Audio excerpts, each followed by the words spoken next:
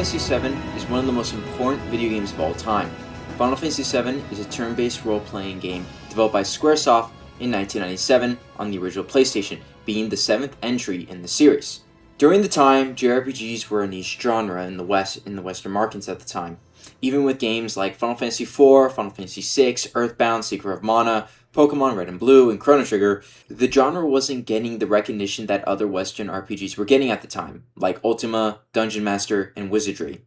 Japan and the West didn't understand what JRPGs were capable of, and how they could succeed in the Western market. The term JRPG was used to separate Japanese role-playing games from Western RPGs. Japanese developers believed that JRPGs were too sophisticated for Western audiences, while in the West they were considered to be too weird for general audiences. Also during the time, 3D polygon games were starting to gain traction, with games like Virtua Fighter, Ridge Racer, Myst, Tomb Raider, Quake, Resident Evil, and Super Mario 64. These games were innovative, but none were on the scale and cinematic presentation that Final Fantasy VII had at the time. Squaresoft wanted to evolve the Final Fantasy series with 3D polygon graphics and a more cinematic presentation. Final Fantasy VII used gameplay mechanics like materia, summons, and limit breaks to set up cinematic moments during turn-based combat, giving the player an immersive cinematic experience with detailed character models and set pieces. Final Fantasy VII uses pre-rendered backgrounds for its environments and uses 3D polygons to create character models and world objects to interact with. Squaresoft made an interactive CG game of Final Fantasy VI for the SIGGRAPH 95, being an experiment for Squaresoft to see what a Final Fantasy game could look like with 3D polygon graphics and cinematic cinematography. Final Fantasy VII was supposed to be on the N64, or the Nintendo 64, but the hardware didn't meet up for Squaresoft's expectations. The Nintendo 64 lacked a large storage capacity and memory to store pre-rendered cutscenes. This led to the tarnishment of Nintendo and Squaresoft's relationship with one another. For a long time, every Final Fantasy game was released on Nintendo consoles, to the point where Final Fantasy and Nintendo were interchangeable. Final Fantasy VII was released in Japan in 1997 on January 31st, and in North America on September 7th, 1997. Final Fantasy VII became one of the biggest games to ever be released in video game history at the time. Final Fantasy VII is considered to be the first cinematic video game ever. Final Fantasy VII is also considered to be the first AAA video game ever made. The game had a massive $45 million budget and had 120 members working on the game. Final Fantasy VII became the second most bought video game on the original PlayStation, the first being Gran Turismo, a race car simulation game. Sony invested a massive $40 million into its marketing. The Sony marketing team, led by David Bamberger, teamed up with TBWA Worldwide, the same company that created the mascot Crash Bandicoot advertisements for the original PlayStation, the Apple 1984 advertisement, the Yo Quiero Taco Bell advertisements, and the McDonald's I'm Loving It advertisement slogan.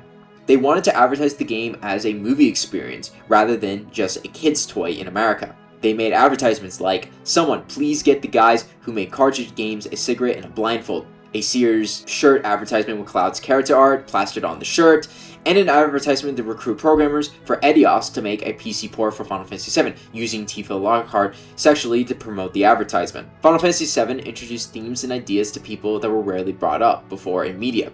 For example, Cloud cross-dresses as a woman.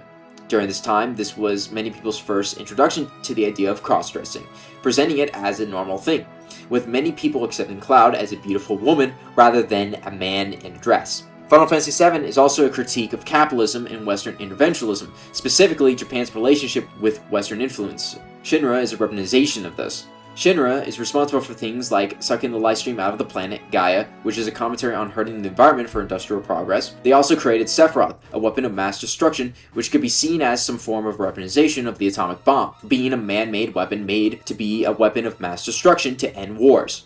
He also represents how the failures of society often creates monsters that can be a bigger threat than the corrupted individuals who manipulate that same society. Sephiroth is a representation of how corruption creates extremism and destruction, not the other way around, and that no one man should have unlimited amounts of power. Shinra vs. Wutai is a commentary on Western interventionism in other countries, specifically Western influence versus traditional Japanese culture. Cloud and Sephiroth's rivalry is inspired by the Japanese story of Miyamoto Musashi versus Sasaki Kojiro, two legendary swordsmen who fought with large swords against one another, with Miyamoto Musashi winning due to his unorthodox fighting style at the time. Avalanche is a deconstruction on the idea of terrorism, showing that even though individuals who take part in terrorism do it to stop forms of corruption, it can often lead to more destruction and allow leaders to take drastic decisions that could hurt the world in the long term.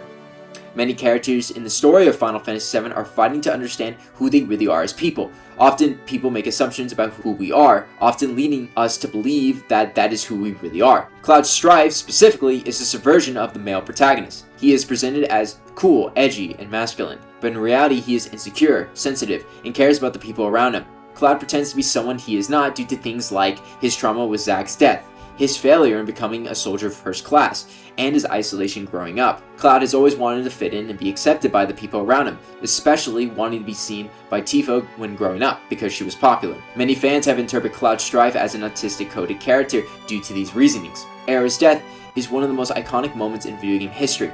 At the time, it was unusual to kill off an important character in a video game at the time.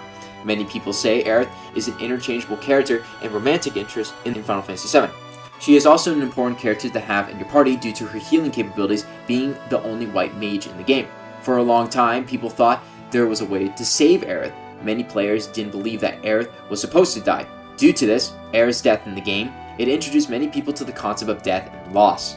Now, Japanese and anime culture has become more and more mainstream, for the better or for the worse. Things like Asian fetishization, blind consumerism of Asian products, cultural appropriation, lollicons, forms of racial superiority complex, and the objectification of women are good examples of how maybe this cultural movement has had negative effects on society. But the good definitely outweighs the bad most of the time. JRPGs are still highly regarded in the industry. The term JRPG is starting to be questioned due to games like Cleric's Cure Expedition 33, and the director of Final Fantasy XVI, producer Naoki Yoshida, or Yoshi-P, has expressed a strong dislike for the term JRPG, revealing that it was once considered a discriminatory or insulting term by some Japanese developers, used in the past to compartmentalize their work negatively. Things like Gamergate also hurt video games as a whole as an artistic medium, as certain individuals are obsessed with what political ideologies should be promoted or not, or the notion that video games shouldn't or aren't political, even though games like Final Fantasy VII have always existed and have clearly had deep political meanings behind it. There is also now the Final Fantasy VII Remake Trilogy, but this series has gotten a lot of flack due to Square's mishandling and possible misunderstanding of what made Final Fantasy VII so special in the first place. Final Fantasy VII teaches people to start caring about the world around us and live our most authentic lives as possible. Final Fantasy VII doesn't just want us to fight for the planet, but also fight for the future that is better for all of us. Final Fantasy VII is not only one of the greatest JRPGs of all time, making the genre mainstream to many people, but it is also one of the most important video games of all time. Without it, video games as a medium would not be the same, and this proves that the cultural impact of video games may make the medium be considered an art form.